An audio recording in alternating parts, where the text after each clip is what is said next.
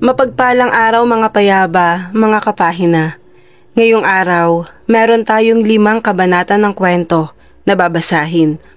Ipinadala ng ating 5 masugid na mga tagapakinig, mga personal na karanasan nila at ng kanilang mga kaanak tungkol sa aswang. Tara, samahan niyo akong alamin kung anong nakatala sa mga bagong pahina. Ang kubot sa palayan. Tawagin niyo na lang ako sa pangalang Ben, Miss YG. Lumaki ako sa probinsya namin sa Leyte, kung saan ang mga kwento tungkol sa aswang ay bahagi na ng pang-araw-araw naming buhay. Dahil sa mga kwento ng aking lola na lagi akong tinatakot noon, sinasabi niyang huwag akong gagala sa gabi, lalo na kapag walang buwan, dahil doon daw nagpapakita ang mga aswang. Bilang bata, hindi ko yun sineryoso hanggang sa naranasan ko na mismo. 16 na taong gulang ako nung mga panahong yon. Madalas akong naglalakad pa uwi mula paaralan papunta sa baryo namin. Medyo may kalayuan din kasi ang paaralan namin nung araw at wala pang sasakyan na nakakapasok sa lugar namin. Isang araw nun, ginabi na kami ng kaibigan kong si Lito dahil nag-practice kami para sa inter-school competition na sasalihan namin. 8:00 na ng gabi nun nang kami pauwiin. Pasaway din kasi yung iba naming kaklase. Ayaw makinig sa leader namin. Madilim na nun at walang kailaw-ilaw sa daraanan namin. Tanging liwanag ng nag-iisang flashlight ang tanglaw namin sa makitid na daan sa gitna ng mga palayan. Bilisan natin! Baka abutan tayo ng dilim at may makasalubong tayong aswang! Wika ng kaibigan kong si Lito habang naglalakad kami sa pilapil. Andito lang tayo sa palayan. Ano ka ba? Walang aswang dito. Maya-maya pa, may narinig akong mga kaluskos sa damuhan, sa gilid ng daan. Una, inakala kong hangin lang yon o di kaya ay hayop. Pero nang ulitin kong pakinggan, parang may mga yabag na mabagal at mabigat at parang papalapit sa amin. Lito, naririnig mo ba yun? Oo, pero baka kalabaw lang. Biglang tumigil ang mga yabag, Miss YG. Nilingon namin ang bandang likuran pero wala kaming nakita. Tumahimik ang paligid kahit ang mga kuliglig ay parang huminto sa kanilang paghuni. Maya-maya pa, narinig namin ang tunog ng isang parang malalim na buntong hininga mula sa aming likuran. Napalingon kami ng sabay at doon ko naaninag ang isang kakaibang nilalang. Sa tansya ko, babaeng matangkad at payat at halos nakadapa habang naglalakad na parang aso gamit ang mga kamay at paa nito. Nang masanay na ang mga mata ko sa dilim, mas naging malinaw ang dating ng itsura nito sa akin. Mahaba ang buhok nito na halos tumakip sa mukha. Buhaghag yon at gumagalaw, nawari mo'y may sariling buhay.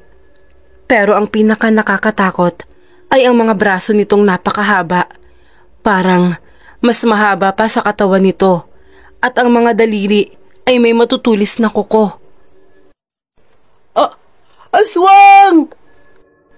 Halos mabitiwan na ni Lito ang hawak na flashlight nung mga oras na yon, Miss YG. Hindi na kami nagdalawang isip na tumakbo ng mabilis. Pero ang nakakatakot, kahit anong takbo namin, nararamdaman kong papalapit ng papalapit ang mga yabag ng aswang. Nang lingunin ko ito, nakita kong tumataas ang katawan nito. Parang nagiging mas mahaba pa ang mga braso nito na pilit kaming inaabot. Bilisan mo pa! Ben! Sigaw ni Lito na halos kalad ka rin ako. May nakita kaming ilaw mula sa isang bahay sa dulo ng daan at doon kami dumiretso para humingi ng saklolo. Pagdating namin doon, mabilis kaming kumatok at tinawag ang pangalan ng may-ari ng bahay na si Mang Rudy. Mabuti na lang, binuksan niya agad ang pinto at mabilis kaming pinapasok. Anong nangyayari sa inyo? May aswang po! Hinahabol kami, Mang Rudy! Ipinalarawan sa amin ni Mang Rudy yung nakita namin na kaanyuan ng aswang. At doon namin nalaman na aswang na kubot ang tawag sa uri ng aswang na yon. Pagkarinig din sa mga kwento namin ay dali-daling nagpunta ang matanda sa kanyang kwarto at kumuha ng isang bote ng langis o lana. Isang espesyal na langis na panlaban sa mga aswang. Nilagay niya ito sa paligid ng pinto at bintana habang nagdadasal ng isang orasyon. Mula sa loob, naririnig namin ang mga kaluskos sa labas. Nang sumilip ako sa maliit na siwang sa bintana, nakita ko ang kubot na nakatayo sa labas. Sa haba ng mga braso nito ay parang kaya nitong abutin ang bubong ng bahay. Nakatingin ito ng direkta sa akin at kahit natatakpan ng buhok ang mukha ng kubot, ramdam ko ang galit nito sa akin. Huwag kang tumingin sa kanya! Babala ni Mang Rudy sa akin, sabay sarado ng bintana. Tumagal ng halos 1 oras bago nawala ang presensya ng kubot. Nang sumilip ulit kami, wala na ito. Pero ang damo sa paligid ng bahay ay pawang mga nakahawi at may mga marka ng mahahabang kamay sa lupa. Pagkatapos ng gabing yon, hindi na kami muling naglakad pa uwi ni Lito sa ganong oras. Hanggang ngayon, hindi ko makalimutan ang hitsura ng kubot at ang nakakatakot na presensyang dala nito. Kung minsan, nararamdaman ko pa rin ang kilabot tuwing napapadaan ako sa lugar na yon, pero hindi na ako kailanman naglakas loob na maglakad mag-isa sa may palayan. Sabi ng mga matatanda, ang mga kubot daw ay naghahanap ng mga taong mahina ang paniniwala sa kanila para gawing biktima. Mula nun, mas naging matibay ang paniniwala ko sa mga babala ng matatanda. Dahil sa baryo namin, hindi lang basta kwento ang mga aswang. Dahil totoo sila. Ang balik ng balbal. Lumaki ako sa isang maliit na baryo sa Mindoro, Miss YG. Isang lugar na puno ng kwento tungkol sa mga aswang at iba pang elemento. Nung una, hindi ko sila pinaniniwalaan. Akala ko, mga alamat lang ang mga yon, mga kwento para takutin ng mga bata. Pero may isang gabi na nagbago ang pananaw ko sa lahat. Isang gabi kung saan nakita ko mismo ang isang balbal. Nung gabing yon, nasa bahay ako ng lola ko. Sa kusina ako naglalagi habang inaayos niya ang hapunan. Malapit ang bahay ni na lola sa kakahuyan at karaniwang tahimik sa lugar namin tuwing gabi. Pero habang nagluluto si lola, bigla siyang napatigil at tumingin sa akin. Onyok apo, naririnig mo ba yon? Tumahimik ako at nakinig. Nung una, parang normal lang ang mga tunog ng mga kuliglig. Pero maya-maya pa, may narinig akong kakaibang kaluskos mula sa labas. Parang may humahalukay sa lupa. Kasabay nun, may naaamoy akong mabaho na parang nabubulok na karne. Tinawag ako ni Lola at mahigpit na hinawakan ng mga kamay ko. Huwag kang lalabas kahit ano pa ang mangyari. Ang balbal, nandyan siya sa labas, apo! Napalunok ako. Alam ko na kasi ang tungkol sa balbal. Isa ito sa mga pinakakinatatakutan sa baryo namin. Isang uri ng aswang na kilala sa pagkain ng patay. Pero ang sabi-sabi, hindi lang ito kumakain ng bangkay. May kakayahan din itong magpalit anyo at manlinlang. Habang hawak ako ni Lola sa kamay, biglang lumakas ang ingay sa labas. Narinig kong parang may nahulog na mabigat, kasabay ng sunod-sunod na kaluskos. Hindi ko napigilan ang sarili ko. Sumilip ako sa bintana. at doon ko siya nakita. May isang nilalang na nakaluhod. Hinuhukay ang lupa na parang gutom na gutom. Ang katawan nito'y baluktot at balingkinitan, pero malalaking kalamnan ang nasa mga braso nito. Ang balat nito ay parang kulay putik at ang mukha nito'y mahaba na may parang nguso ng aso. Ang pinaka napansin ko ay ang dila nitong mahaba at matulis na parang hinahagod ng lupa. Apo! Huwag kang tumingin! Bigla akong hinatak ni Lola palayo sa bintana. Napaupo ako sa sahig, nanginginig sa takot. Lola, ano yun? Totoo ba talaga yun? Oo, Onyok, Apo. Totoong may balbal sa labas ng bahay. Pagkasabi nun, binuksan ni Lola ang lumang aparador at may kinuha doon na bote ng asin at bawang. Kapag ang balbal ay nasa paligid, nangangahulog ang may hinahanap ito. Siguro, amoy nito ang patay sa kakahuyan o kaya'y... Hindi niya tinapos ang sasabihin.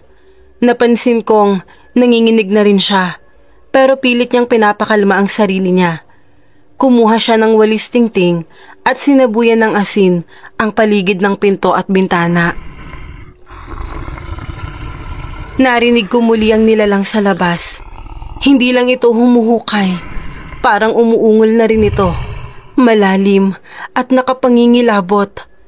Parang nararamdaman nito ang presensya namin sa loob ng bahay. Biglang may malakas na kumalabog sa bubong na parang may mabigat na nilalang ang dumapo doon. Lola, paano kung pumasok siya dito? Huwag kang mag-alala, Apo. Basta't nanalangin ka at huwag kang magpapakita ng takot. Nang marinig ko yon mula kay Lola, nagsimula akong magdasal. Habang paulit-ulit kong sinasabi ang ama namin, naramdaman kong unti-unting lumalayo ang mabibigat na yabag. Nawala rin ang amoy ng nabubulok na karne at ang paligid ay naging tahimik na muli. Matapos ang ilang minuto, hinila ako ni Lola papunta sa altar niya sa sulok ng bahay. Sabay kaming nagdasal habang nakatitig sa ilaw ng kandila. Huwag kang lalabas ngayong gabi. Ang balbal, babalik yon kung alam na natatakot ka. Simula nun, naging mas maingat ako tuwing gabi. Hindi ko na muling pinagdudahan ng mga kwento tungkol sa mga aswang, lalo na ang tungkol sa balbal. Ang gabing yon ang nagturo sa akin na may mga nilalang sa mundo na hindi kayang ipaliwanag ng tao. At mas mabuti ng igalang ang kanilang presensya kaysa labanan sila. Hanggang ngayon, sa tuwing naaamoy ko ang kahit anong amoy ng nabubulok na karne, bumabalik ang takot na naramdaman ko nung gabing yon.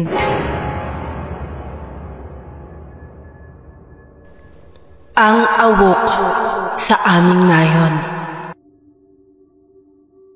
Nung bata pa ako, lumaki ako sa isang maliit na baryo sa Capiz. Isang lugar na kilala sa mga kababalaghan. Mahilig akong makinig sa kwento ng mga matatanda tungkol sa mga aswang, lalo na ang awok. Sabi nila, ang awok ay isang uri ng aswang na kaya raw magbago ng anyo. Madalas, nagiging malaking aso o baboy. Matindi raw ang pang-amoy nito, lalo na kapag may buntis o bagong panganak. Para sa iba, kwento lang ito ng matatanda para takutin kami. Pero para sa akin, totoo ang awok dahil nakita ko mismo. Ako nga pala si Samuel, Miss YG. Nung gabing yon, tag-ulan at madilim ang paligid. Ang kuryente sa baryo namin ay madalas nawawala kapag umuulan, kaya nagtsatsaga kami sa gasera. Kami ni nanay ay nagbabantay kay ate na ilang araw pa lang matapos manganak. Tahimik ang gabi, maliban sa tunog ng ambon na bumabagsak sa bubong. Inutusan ako ni nanay na isarado ang mga bintana at pinto. Sumunod ako, pero bago ko isara ang bintana, Napansin kong parang may gumagalaw sa labas. Nung una, inisip ko na baka aso lang o baka hayop ng kapitbahay. Pero nang mas tingnan ko, nakita kong may malaking anino na parang tao. Nang lingunin ko ito ng mabuti, nagulat ako. Hindi ito tao. Mukha itong malaking aso, pero ang katawan nito'y parang may kakaibang hubog. Napapikit ako at mabilis na isinara ang bintana. Nanay, may tao sa labas! Napatigil siya at mabilis na lumapit. Pero sabi niya lang sa akin ay wag daw akong maingay at wag kong pansinin. Ilang sandali pa, may narinig kaming kaluskos sa bubong. Pabilis ng pabilis ang tunog na parang may mabigat na bagay na tumatalon-talon doon. Hawak-hawak ni nanay ang rosaryo at tahimik na nagdadasal. Niyakap ko naman si ate na natatakot na rin nun, habang ang anak niyang sanggol pa lamang ay umiiyak. Maya-maya, biglang tumigil ang kaluskos. Pero napalitan yon ng malalalim na ungol mula sa labas ng bahay. Nakakakilabot ang tunog. Halos parang may halong iyak ng sanggol at alulong ng aso. Sa takot ko, sumilip ako ulit sa maliit na butas ng dingding. Hindi ko alam kung anong nakikita ko nung mga oras na yon. May malaking baboy sa gitna ng bakura namin, pero ang mukha nito ay parang tao. Mataas ang noo at nakangiti ng nakakatakot. Nanginginig ang mga tuhod ko habang pinagmamasdan ito. Napansin kong dahan-dahan itong lumalapit sa bahay. Parang sinusubukan itong amuyin kung nasaan kami.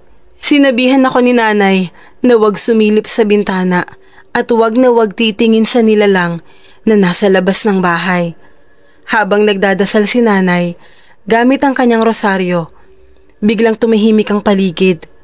Ilang saglit pa, may malakas na kalabog sa pinto. Halos matanggal ang pintuan sa lakas ng kalabog. Umiyak ng mas malakas ang pamangkin ko at sa sandaling yon, alam kong narinig siya ng awok. Pasigaw akong inutusan ni nanay na kunin ang bawang at asin. Dali-dali naman akong tumalima at pumunta sa kusina. Pagkatapos, tinapunan ko ang mga pinto at bintana ng asin at bawang. Habang ginagawa namin yon, parang lalo pang nagalit ang nilalang. Ang kalabog ay mas lumakas na para bang sinasabing hindi kami makakatakas. Sa gitna ng kaguluhan, biglang tumigil ang lahat. Napuno ng katahimikan ang paligid. Walang ungol, walang kaluskos. Halos hindi kami humihinga nun sa takot na baka naroon pa rin ito sa labas. Makalipas ang ilang minuto, naglakas loob si nanay na sumilip sa labas mula sa maliit na siwang sa bintana. Wala na ang awok. Pero sa tulong ng liwanag ng buwan, nakita naming may malalaking bakas ng paa ng hayop sa lupa. Ang ibang bakas ay mistulang sa tao. Kinabukasan, ikinuwento namin sa mga kapitbahay ang nangyari. Sabi nila, may nakita rin daw silang malaking baboy na tumatakbo palayo sa baryo nung madaling araw. Ang iba, natatakot at naniniwalang awok nga ang nakita namin. Pero may isang matandang babae ang nagsabing, "Nakatakas kayo dahil hindi nyo pinansin. Ang awok, mas lalong lalapit kung papansinin mo." Simula nun, naging mas maingat kami, lalo na kapag may bagong panganak sa bahay. Hindi ko na muling nakita ang nilalang na yon, pero sa tuwing naririnig ko ang alulong ng aso sa gabi, bumabalik sa akin ang takot at alaala ng gabing yon, Miss YG. Kaya naniniwala talaga ako na totoo ang mga aswang, lalo na ang awok. Dahil minsan akong tumingin ng direkta sa mga mata nito at alam kong hindi lang ito basta hayop. Hanggang ngayon, binabalot pa rin ako ng takot tuwing naaalala ko ang karanasan kong yon. Abuak sa Antique. Lumaki ako sa isang baryo sa Antique, isang lugar na kilala sa mga kwento ng aswang. katulad ng Capiz at Iloilo. Nung una, hindi ko pinapansin ang mga kwento dahil para sa akin, gawa-gawa lang yun ng matatanda para takutin kaming mga bata. Pero nagbago ang paniniwala ko nung isang gabing hindi ko kailanman malilimutan, Miss YG. Ako nga pala si Jojo at ito ang kwento ko. Nagkataon na bagong panganak ang ate ko noon sa panganay niya at kasalukuyang nagpapagaling siya sa bahay namin. Dahil maliit lang ang bahay namin, ang kwarto niya ay nasa kabila ng manipis na dingding ng sala kung saan kami natutulog. Ako ang inatasang magbantay sa kanila tuwing gabi dahil sinasabi ng matatanda na ang mga bagong panganak at sanggol ay inaakit ng mga nilalang tulad ng aswang. Isang gabi, bandang 12:00, habang tahimik ang paligid, napansin kong biglang naging alanganin ang kilos ng aso namin. Tahol siya ng tahol sa likod ng bahay, tapos bigla siyang tumigil, pero nanatili siyang nakatingin sa isang direksyon. Parang may kung anong gumagambala sa kanya. Naramdaman ko rin ang kilabot sa paligid at ang malamig na hangin na parang sumisingit sa pagitan ng dingding. Hindi nagtagal, narinig ko ang kakaibang tunog mula sa labas. Parang ihip ng hangin pero may halong pagaspas ng pakpak. Nagsimula itong mahina pero unti-unting lumakas habang papalapit. Napalunok ako ng laway at tumayo para tingnan ng bintana. Kahit pa bumibilis na nun ang tibok ng puso ko. Sa labas, sa ilalim ng malamlam na liwanag ng buwan, nakita ko ang isang anino. Nung una, inakala kong isang malaking ibon lang yon. Pero nang tumingin ako ng mas maigi, napansin kong iba ang itsura nito. Malalaking pakpak, ngunit ang katawan ay hindi pangkaraniwan. Hindi ito ibon, kundi isang tao na may pakpak. Agad akong napayuko para magtago sa gilid ng bintana habang nananatiling nakasilip doon. Ang nilalang na yon ay tila paikot-ikot sa itaas ng bahay namin na parang may hinahanap. Biglang tumuhol muli ang aso namin, mas malakas at mas agresibo. Doon ko napansin na ang nilalang ay biglang huminto sa paglipad at tumingin sa direksyon ng kwarto kung saan naroon ang ate ko at ang pamangkin ko. Nanginginig akong tumakbo papunta sa kwarto nila. Dahan-dahan kong binuksan ang pinto at nakita kong mahimbing na natutulog ang ate ko at ang anak niya. Pero pakiramdam ko'y parang may masamang mangyayari kung hindi ako kikilos. Naalala ko ang bili ng lola ko. Kapag may abwak, magdala ng bawang o asin dahil ito raw ang isa sa mga kinatatakutan ng ganong uri ng aswang.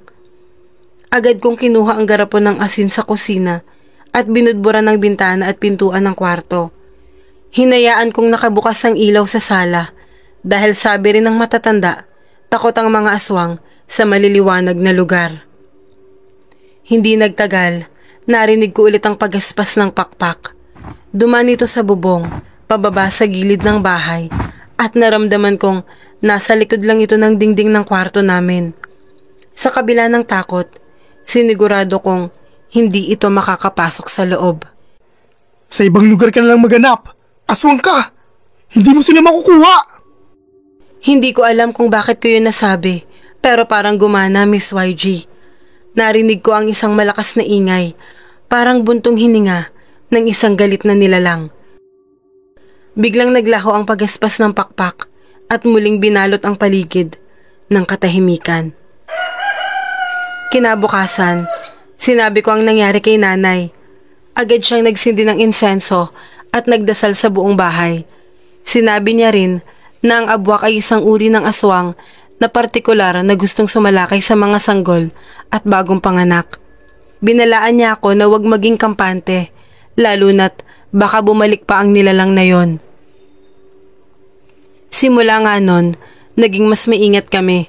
Palaging may bawang sa bawat sulok ng bahay at sinisigurong may nakasinding ilaw tuwing gabi. Hanggang ngayon, hindi ko malilimutan ang tunog ng pagaspas ng pakpak at aninong yun sa ilalim ng buwan. Sa mga pagkakataong yun, natutunan kong may mga bagay sa mundo na hindi basta kayang ipaliwanag. Pagkalipas ng ilang araw, matapos ang insidenteng yon, bumalik sa normal ang takbo ng buhay sa bahay. Pero kahit anong gawin ko, hindi ko maalis sa isip ko ang abwak na yon. Hindi na ulit ito nagpakita. Pero sa gabi, ramdam ko pa rin ang bigat ng presensya nito. Parang laging may nakamasid, tahimik, pero nagbabantay. Isang gabi, dumating ang lola namin mula sa kabilang baryo. Dahil kilala siyang albularyo, agad kaming nag-usap tungkol sa nangyari. Hindi na siya nagulat sa kwento ko na para bang alam na niya ang lahat. Alam mo anak, ang abwak ay hindi basta-bastang nilalang. Sabi niya habang naghahanda ng insenso at langis na gawa sa niyog. Kapag pinuntahan ka nito, may dahilan. Ang mga ganitong uri ng aswang ay may malakas na koneksyon sa mga tao. Minsan, napipilitan lang sila dahil sa sumpa o kasunduan. Napatingin ako sa lola ko nang may pagtataka. Sumpa? Kasunduan? Ano pong ibig niyong sabihin? Hindi siya sumagot kaagad. Sa halip, sinindihan niya ang insenso at inilagay sa bawat sulok ng bahay. Habang umaalingasaw ang usok nito, saka lang siya muling nagsalita. Noong panahon ng mga ninuno natin, may mga pamilya sa baryo na nakipagkasundo sa mga engkanto at mga aswang para sa proteksyon o kayamanan. Ang kapalit, ang susunod na henerasyon nila ay magiging biktima o magiging bahagi ng sumpa. Hindi ko sinasabi na bahagi tayo niyan, pero baka may kinalaman ang lahi natin. Nanlamig ako sa mga sinabi niya. Hindi ko alam kung totoo yon, pero naalala ko ang mga usap-usapan tungkol sa angka namin. May mga kwento raw noon tungkol sa mga pinsan at ninuno ko na nakakaranas ng katulad ng mga karanasan ko. Pero hindi ko yun pinapansin noon. Ngayon, parang nagkakaroon na ng koneksyon ng lahat. Lola, kung totoo man yun, paano natin maiiwasan? Ayokong bumalik ang abwak na yun. Kailangan nating magsagawa ng ritual para putulin ang koneksyon. Pero mahirap yon, lalo na kung ang nilalang na yon ay may matinding pagnanasa sa pamilya natin. Kinabukasan, sinimulan ang ritual. Pinulong ni Lola ang ilang matatanda sa baryo na pawang may kaalaman din sa ganong bagay. Nagdasal sila sa harap ng isang altar na may bawang, asin at kandila. Habang ginagawa nila yon, sinabi sa akin ni Lola na bantayan ko ang paligid. Habang nagbabantay ako, biglang naging malamig ang simoy ng hangin. Kasabay nun ang muling tunog ng pagaspas ng pakpak. Nagsitayuan ang mga balahibo ko sa katawan, pero nanatili akong kalmado. Lumapit si Lola sa akin at binigyan ako ng bote ng langis. Kapag nakita mo ulit siya, iwasan mong matakot, apo. Sabihin mo lang ang mga ito. Binigyan niya rin ako ng orasyon na hindi ko agad naintindihan, Miss YG. Sumapit ang gabi at tulad ng inaasahan, bumalik ang abwak. Mas malapit kesa dati, paikot-ikot sa bubong namin. Hindi na ako nagtago. Sa halip, lumabas ako sa harap ng bahay na may hawak na bote ng langis at asin. Nanginginig man ang boses ko habang sinasambit ang orasyong itinuro ni Lola. Napansin kong huminto ang abwak sa paglipad na para bang nag-aalangan. Hindi ka na makakabalik dito! Layuan mo ang pamilya ko! Biglang bumagsak ang nilalang sa bahagi ng bakuran. Ang katawan nito ay parang sa tao, pero ang balat ay maitim at puno ng sugat. Ang mukha naman nito ay mahaba at ang mga mata ay parang apoy na nagliliyab. Sumigaw ito ng malakas, isang sigaw na parang umaabot sa kaibuturan ng aking kaluluwa. Nagbuhos ako ng langis at asin sa lupa habang patuloy na inuusal ang orasyon na itinuro ni Lola. Hindi nagtagal, unti-unting naglaho ang abwak. Parang sinipsip ng lupa ang anino nito. Ang ihip ng hangin ay biglang naging tahimik muli. Pumunta si Lola sa akin, nakangiti pero bakas ang pagod sa kanyang mukha.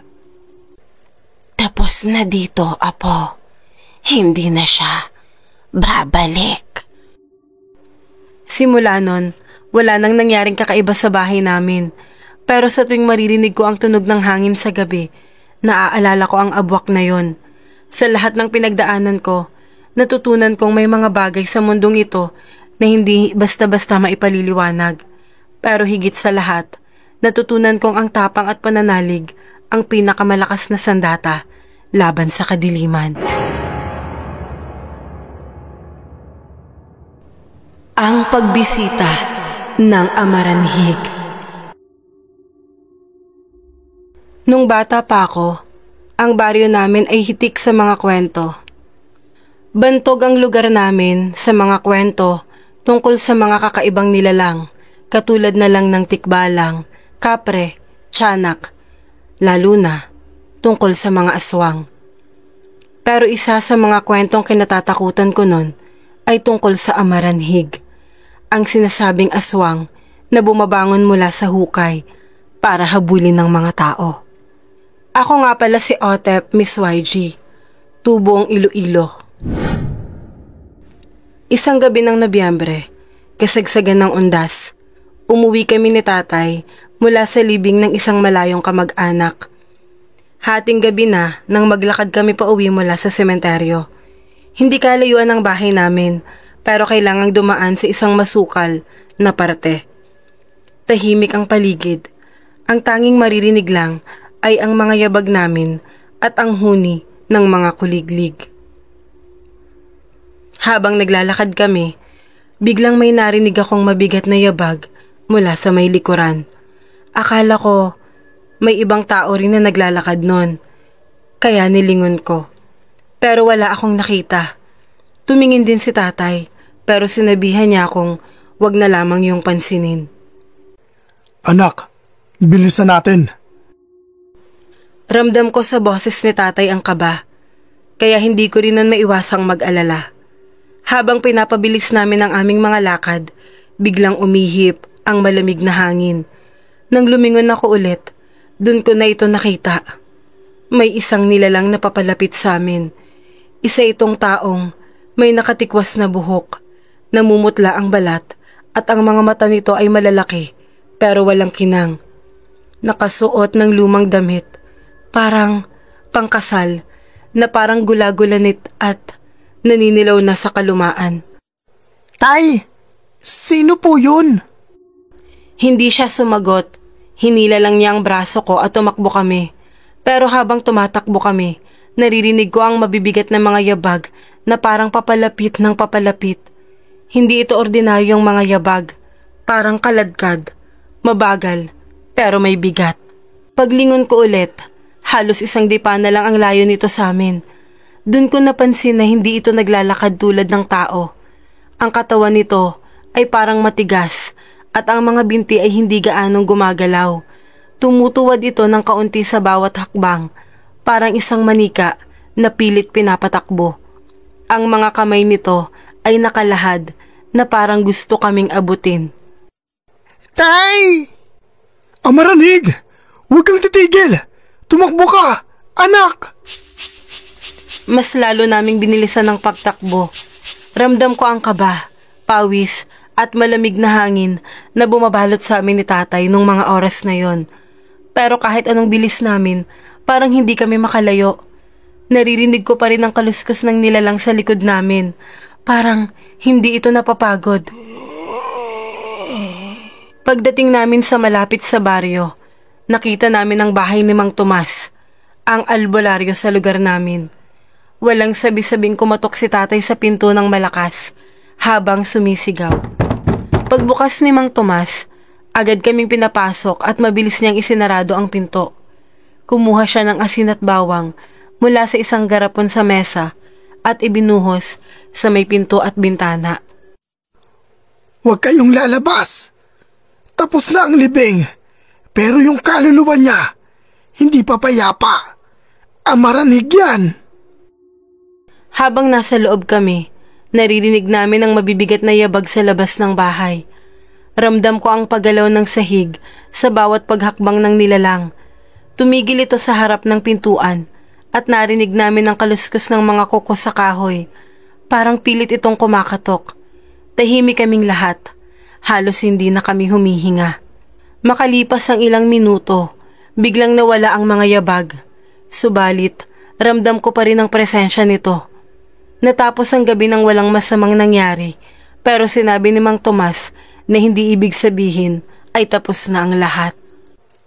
Bumalik na kayo sa bahay nyo, pero mag-iingat kayo. Hindi agad nawawala ang amaranhig. Naghahanap yan ng papalitan ng makakapalit sa libingan. Mula nun, hindi na kami bumalik sa sementeryo. Ang kwento tungkol sa amaranhig ay hindi na lamang kwento para sa akin. Ito ay bahagi na ng alaala ko na hindi ko malilimutan. Hanggang ngayon, sa tuwing dumadaan ako sa parteng yon, parang naririnig ko pa rin ang mabibigat na yabag sa likuran ko. Matapos nga ang gabing yon, akala ko ay tapos na ang lahat. Bumalik kami sa normal na buhay, pero ang kaba sa dibdib ko ay hindi na nawala. Si tatay ay naging mas tahimik at parang mas laging alerto sa paligid. Kapag gabi, lagi niyang sinisigurado na ang mga bintana at pinto ng bahay ay may mahigpit na kandado. Makalipas ang isang linggo, nagsimula akong makaramdam ng kakaiba. Tuwing gabi, habang nasa higaan ako, parang may naririnig akong mabigat na yabag sa labas ng bahay. Pero hindi ko magawang bumangon para silipin yon. Takot na takot ako. Isang gabi, habang natutulog kami, biglang may malakas na kumalabog sa pintuan namin. Agad na bumangon si tatay. Kinuha ang itak na nakasabit sa dingding. At sinenyasan akong huwag lumabas ng kwarto. Ang nanay ko naman ay halatang natataranta habang yakap-yakap ang bunso kong kapatid. May tao ba dyan? Katahimikan. Walang sumagot. Pero narinig ko ang kaluskos. Parang may humahaplo sa kahoy ng dingding namin. Nanginginig na ako nun sa takot, Miss YG. Napansin kong ang lamig ng paligid ay mas malala kaysa dati. Sa isang sulok ng kwarto, nakita ko ang aso namin, si Bantay, nakasilong at nakasubsubang mukha sa sahig. Ang karaniwang maingay naming aso ay biglang tumahimik, parang alam niyang may panganib. Maya-maya pa, bumalik si tatay sa kwarto. Nanginginig ang kanyang mga kamay habang hawak ang itak. May marka sa pinto. Parang kuko. Kakaiba. Sinabi niya kay nanay na magsindi ng kandila at maglagay ng asin sa bawat sulok ng bahay. Ginawa namin yon habang tahimik ang lahat. Halos hindi kami nag-uusap. Ang kaba sa dibdib ng bawat isa ay hindi maikakaila. Kinabukasan, napansin namin ang kakaibang bakas sa lupa sa labas ng bahay. Parang yapak ng tao, pero mas mabigat at mas malaki. Pinakita namin yon kay Mang Tomas. Sinuri niya ang lupa bago siya nagsalita. Amaranig pa rin ang umahabol sa inyo. Kailangan nating gawin ng ritual para tuluyang mapayapa ang kaluluwa niya. Inihanda ni Mang Tomas ang lahat ng kakailanganin niya. Sinabi niya na kailangan naming bumalik sa sementeryo, sa mismong libingan kung saan nakalibing ang kamag-anak ni tatay. Ayaw man ni tatay, pero wala kaming magagawa. Dahil ayon kay Mang Tomas, hanggat hindi ginagawa ang ritual, hindi kami titigilan ng amaranhig. Gabi na nang simula ng ritual. Nagdala si Mang Tomas ng bawang, asin, kandila at isang baboy para sa alay. Habang ginagawa niya ang ritual, biglang lumakas ang ihip ng hangin. Ang liwanag ng buwan ay biglang natakpan ng ulap at naramdaman ko ang presensya ng isang nilalang na hindi namin nakikita. Maya-maya pa, may napansin akong gumagalaw sa gilid ng sementeryo. Isang nilalang na para bang tumayo mula sa anino. Siya ulit, ang amaranhig. Ang maputla nitong mukha ay naging malinaw dahil sa liwanag ng kandila at ang mga mata nitong walang buhay na nakatitig sa akin. Sinigawan nito ni Mang Tomas, hawak ang isang krus na yari sa kawayan. Hindi ka na dapat nandito. Bumalik ka na sa pinanggalingan mo! Parang napako sa kinatatayuan nito ang amaranhig. Hindi ito lumapit, pero ramdam ko ang puot sa mga mata nito. Ang malamig na simoy ng hangin ay halos pumatay sa nakasinding kandila. Pagkatapos ng ilang minutong dasal at pag-aalay, biglang bumigat ang aura ng paligid. Pero unti-unti rin itong gumaan maya-maya. Ang amaranhig ay biglang nawala, parang usok na tinangay ng hangin. Pag-uwi namin, ramdam ko ang kapanatagan. Hindi na ako nakaramdam ng yabag sa gabi at si tatay ay bumalik sa dati niyang sigla. Pero alam ko, sa kabila ng lahat, hindi na mawawala ang takot sa puso ko. Sa tuwing naiisip ko ang amaranhig na yon, naaalala ko ang malamig nitong presensya at ang walang buhay nitong mga mata. Sabi ni Mang Tomas, hindi lahat ng kaluluwa ay natutulog ng payapa. Ang ilan, tulad ng amaranhig, ay hinahabol ang buhay na hindi nila naranasan o ang hustisyang hindi nila natamo. Kaya hanggang ngayon, tuwing undas, sinisigurado naming magsindi ng kandila at magdasal para sa mga kaluluwa, lalo na sa mga tulad niya na hindi makahanap ng kapayapaan.